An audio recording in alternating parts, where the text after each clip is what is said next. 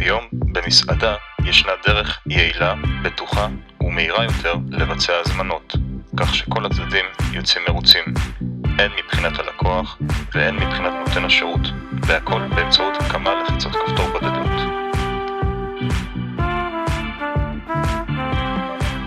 כאן אנו נראה את הגדרת המדפסות בתוך רשימת המדפסות של מערכת ההפעלה.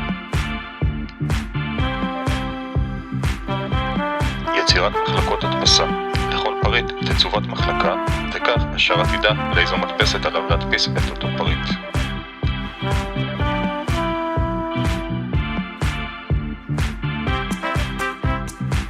מחלקת הדפסה יכולה להגיע תחתיה מספר מדפסות פיזיות. המשמעות היא שניתן יהיה לקבוע שפריטים מסוימים יודפסו במספר מדפסות. בקטלוג הפריטים יבוצעו תמחורי המוצרים וציוותם לקבוצות במחלקות ההדפסה שהוקמו.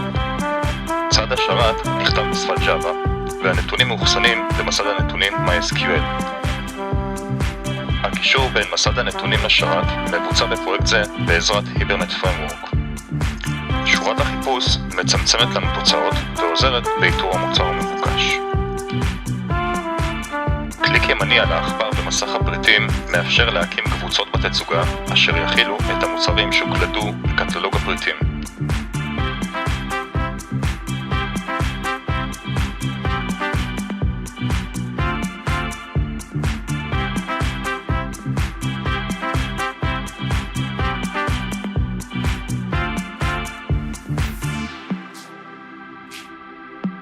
ניתן להעתיק קבוצות בנויות מהתצוגה ולהדביק בתוך קבוצות חדשות. לחיצה על מוצר בתצוגה מאפשרת לנו לבצע עדכון מהיר של אותו מוצר מבלי להיכנס לקטלוג הפריטים.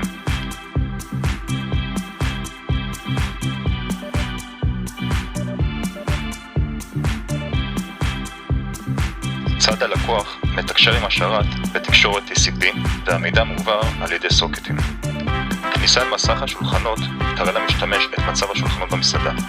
השרת דואג לעדכן בזמן אמת את כל המשתמשים בנוגע למצב השולחנות והפריטים שהוזמנו בכל שולחן. שולחן פתוח יסומן על ידי שם המלצר שמטפל בו. לחיצה על פריט תעביר אותו לרשימת ההזמנה שבצד שמאל. לחיצה על כפתור שלח הזמנה תעביר את פריטי ההזמנה לשרת ותדפיס אותם. הפריטים שנשלחו מצד הלקוח יתקבלו בשרת ונרשמים במסד הנתונים. כאן השרת מדפיס את ההזמנה. מבנה הדוחות עוצב בעזרת Jasper Reports. השרת מעדכן את כל הלקוחות שמחוברים אליו, בכך שהמלצר אביב למשל פתח את שולחן 5. כניסה חוזרת למסך השולחן תציג את הפריטים שכבר נשלחו ותאפשר לצרף עוד פריטים להזמנה. בעזרת כפתור השליטה ניתן לנווט בתפריט, למחוק מוצרים, לשלוח הזמנות לשרת ולסגור הזמנות.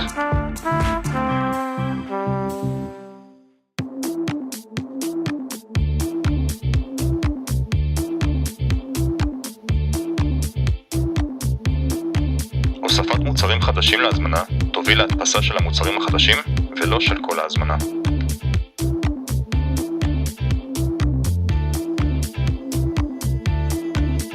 עד כאן ונתראה בפרויקט הבא.